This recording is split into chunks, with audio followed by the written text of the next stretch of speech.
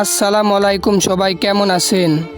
এই ছেলেটির বয়স 14 বছর। সে আজকে ইন্তেকাল করলো সামান্য একটা দুর্ঘটনায়। ছেলেটি চার্জে লাগায় ফোন দেখছিল, তারপরে হঠাৎ করে কারেন্টে ধরলো।